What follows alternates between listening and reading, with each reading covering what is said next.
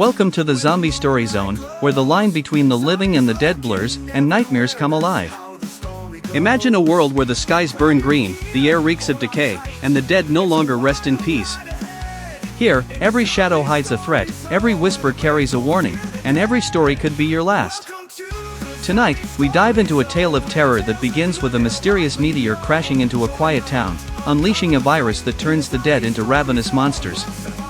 But this is no ordinary outbreak. The undead are evolving, and something far more sinister is pulling the strings. Will the survivors escape, or will they become part of the horde?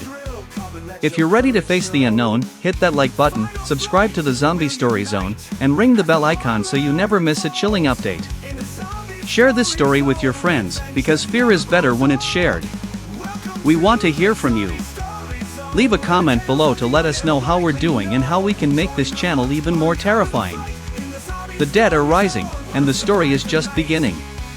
Are you brave enough to join us? From the graveyards to the streets, hear the whispers low. Every story's a thrill, come and let your courage show. The small, sleepy town of Willow Creek had always been a place where nothing extraordinary ever happened. Nestled between rolling hills and dense forests, it was the kind of town where everyone knew everyone, and life moved at a slow, predictable pace. But all of that changed one fateful night when a mysterious meteor streaked across the sky, crashing into the woods just outside of town. The townsfolk gathered in the square, their faces lit by the eerie green glow that lingered in the sky. Old Mr. Thompson, the town's self-proclaimed astronomer, adjusted his glasses and declared, "That's no ordinary meteor. Mark my words, something strange is afoot." No one paid him much mind. After all, Mr. Thompson was known for his wild theories. But as the days passed, strange things began to happen. Animals went missing, and a foul stench wafted through the air. Then, the first body was found. It was young Tommy Jenkins who stumbled upon the body. He had been out hunting rabbits when he found Old Man Grady lying in the woods, his skin pale and his eyes wide open. Tommy ran back to town, screaming for help. Sheriff Collins, a no-nonsense man in his late 40s, led a group of men to investigate. They found Grady's body, but something was off. His skin was cold, his limbs stiff, and his eyes, they seemed to follow you. "Let's get him to Doc Harris," the sheriff said, his voice steady but his hands trembling slightly. Doc Harris, the town's only physician, examined the body in his small clinic. "This doesn't make sense," he muttered. "Rigor mortis should have set in by now, but his muscles are still flexible. And his eyes, they're moving."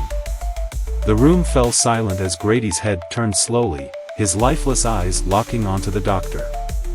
Before anyone could react, Grady's hand shot out, grabbing Doc Harris by the throat. The men scrambled to pull him off, but Grady's strength was unnatural. It took 4 of them to pry him away, and even then, he thrashed and snarled like a wild animal. Sheriff Collins shot Grady in the head, and the body finally went still. The men stood in stunned silence, their breaths heavy. "What in God's name was that?" one of them whispered. Word of Grady's reanimation spread quickly through Willow Creek. Fear gripped the town, and people began locking their doors at night. But it wasn't enough. The next morning, Mrs. Henderson was found wandering the streets, her nightgown stained with blood. Her eyes were vacant, and her movements jerky. When Sheriff Collins approached her, she lunged at him, her teeth snapping like a rabid dog. It didn't take long for the town to realize that the meteor had brought something far worse than they could have imagined. A virus was spreading, reanimating the dead and turning them into mindless, flesh-hungry monsters. Amidst the growing panic, 2 young lovers found themselves caught in the middle of the nightmare. Clara Bennett, the town's schoolteacher, and Jack Turner, a farmhand with a heart of gold, had been secretly courting for months. Clara's father, a stern and overprotective man, disapproved of Jack, but their love only grew stronger in the face of adversity. When the outbreak began, Jack rushed to Clara's house to make sure she was safe. "We need to get out of here," he said, his voice urgent. This town isn't safe anymore. Clara hesitated. But my father, he won't leave. He says this is our home, and we can't abandon it. Jack took her hands in his. Clara, I love you. I can't lose you to whatever this is. Please, come with me. Tears filled Clara's eyes as she nodded. Okay. Let's go. The couple packed what little they could carry and set out under the cover of darkness. The streets were eerily quiet, but the occasional groan or shuffle reminded them that danger was never far away. As they reached the edge of town, they heard a scream. Clara froze. That sounded like Mrs. Henderson's daughter, Emily. Jack tightened his grip on her hand. We can't stop, Clara. It's too dangerous. But Clara's heart wouldn't let her leave. We have to help her, Jack. She's just a child. Reluctantly, Jack agreed. They followed the sound to the Hendersons' house, where they found Emily hiding in the pantry, trembling with fear. They're outside, she whispered. Mommy, she's one of them. Jack peered through the window and saw a group of undead shuffling around the yard. We need to move fast, he said. The three of them slipped out the back door and into the woods, but the undead were close behind. They ran as fast as they could, their breaths coming in ragged gasps. Just when it seemed like they might escape, a figure stepped out from the shadows. It was Clara's father. Clara, he said, his voice cold. I told you not to leave. Clara's heart sank. Father, please. We have to go. This town is lost. Her father's eyes narrowed. You're not going anywhere with him. He raised a shotgun and pointed it at Jack. No! Clara screamed, stepping in front of Jack. Before her father could pull the trigger, a groan echoed through the trees. The undead had caught up to them. Clara's father turned just in time to see Mrs. Henderson lunging at him. He fired, but it was too late. She sank her teeth into his arm, and he fell to the ground, screaming. Clara wanted to help him, but Jack pulled her away. There's nothing we can do, he said, his voice breaking. They ran, leaving Clara's father behind. As they disappeared into the woods, they heard his screams turn into guttural growls. Days turned into weeks as Clara, Jack, and Emily traveled through the wilderness, avoiding the undead and scavenging for food. They heard rumors of a safe haven in the mountains, a place where survivors had banded together to fight off the hordes. When they finally reached the haven, they were greeted with cautious optimism. The survivors had built a fortified settlement, and they were working on a cure for the virus. Clara and Jack found a small cabin to call their own, and for a while, it seemed like they might have a chance at a normal life. But the horrors they had witnessed stayed with them, haunting their dreams. One night, Clara woke to find Jack sitting by the window, staring at the moon. Jack, she said softly. What's wrong? He turned to her, and her blood ran cold. His eyes were glassy, his skin pale. Clara, he said, his voice hollow. I've been bitten. She rushed to his side, tears streaming down her face. No, no, no. This can't be happening. Jack took her hand. I don't have much time. You need to promise me something. Anything, she whispered. Don't let me become one of them, he said. Please. Clara's heart shattered as she nodded. She reached for the pistol on the nightstand, her hands trembling. But before she could pull the trigger, Jack's body convulsed, and he let out a guttural growl. His eyes turned black, and he lunged at her. Clara screamed as she pulled the trigger, the sound echoing through the cabin. Jack's body fell to the floor, lifeless once more. Days later, Clara sat by Jack's grave, her heart heavy with grief. Emily approached her, holding a small, glowing rock. I found this in the woods, she said. It looks like the meteor. Clara took the rock, her eyes widening as she felt a strange warmth emanating from it. Suddenly, memories flooded her mind, memories that weren't hers. She saw the meteor crashing to Earth, saw the virus spreading, saw the undead rising. And then she saw something else. The virus wasn't just reanimating the dead, it was creating a new species. A species that was evolving, growing stronger. Clara dropped the rock, her hands shaking. "We're not safe," she whispered. "Not yet."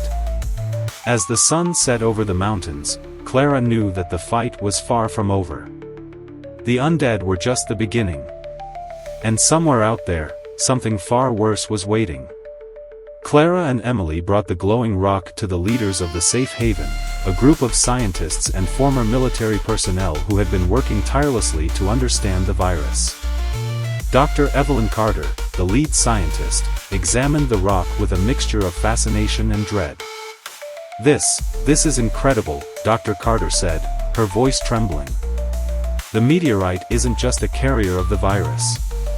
It's alive. It's communicating." Clara frowned. Communicating? With who? Dr. Carter hesitated. With them. The undead. They're not mindless, Clara. They're being controlled. And this rock, it's the key. The room fell silent as the implications sank in. The undead weren't just a random outbreak, they were part of something bigger, something organized. That night, the safe haven was attacked. Hundreds of undead descended upon the settlement, their movements coordinated and precise. The survivors fought bravely, but they were outnumbered and outmatched. Clara and Emily barricaded themselves in the cabin, listening to the screams and gunfire outside. "We can't stay here," Clara said, her voice firm. "We need to find a way out." Emily nodded, clutching the glowing rock tightly. "What about this? Can't it help us?" Clara hesitated. She didn't know how the rock worked, but she knew it was their only hope. "Let's try." As they stepped outside, the undead turned their attention to them. Clara held the rock high, and to her astonishment, the creatures stopped in their tracks. Their black eyes flickered, and for a moment, they seemed almost human. But the moment didn't last. A deafening roar echoed through the night, and the undead parted to reveal a massive, grotesque creature, a mutated version of the virus, its body pulsating with green veins. Clara knew they couldn't fight it. But as the creature lunged at them, she did the only thing she could think of. She threw the glowing rock at it. The rock shattered on impact, releasing a blinding light. The creature let out an ear-piercing scream as its body disintegrated, and the undead around it collapsed. When the light faded, the settlement was eerily quiet. The undead were gone, but so was the rock. In the days that followed, the survivors began to rebuild. Clara and Emily stayed at the haven, helping where they could. But Clara couldn't shake the feeling that the fight wasn't over. One night, she had a dream. She saw the meteorite, whole and intact, buried deep underground. And she heard a voice, cold and alien, whispering in her mind. "We are coming." Clara woke with a start, her heart pounding. She looked out the window and saw the first light of dawn breaking over the mountains. The undead were gone, but the meteorite's message was clear. This was only the beginning. Determined to uncover the truth, Clara approached Dr. Carter the next morning. "We need to find the meteorite," she said. "If it's still out there, we need to destroy it before it's too late." Dr. Carter nodded. "I've been studying the rock fragments we recovered. They're emitting a faint signal, like a beacon. If we can trace it, we might be able to locate the main source." Clara, Emily, and a small team of survivors set out into the wilderness, following the signal. The journey was treacherous, with the threat of undead lurking around every corner. But Clara's determination never wavered. After days of travel, they reached a hidden cave deep in the mountains. The air was thick with the stench of decay, and the walls pulsed with a faint green light. "This is it," Dr. Carter whispered. "The source of the virus." As they ventured deeper into the cave, they found the meteorite, intact and glowing with an otherworldly energy. But it wasn't alone. Surrounding it were dozens of undead, their eyes glowing green as they stood motionless, as if waiting for a command. Clara's heart raced as she realized the truth. The meteorite wasn't just a carrier of the virus, it was a living entity, controlling the undead like puppets. The team prepared for the fight of their lives.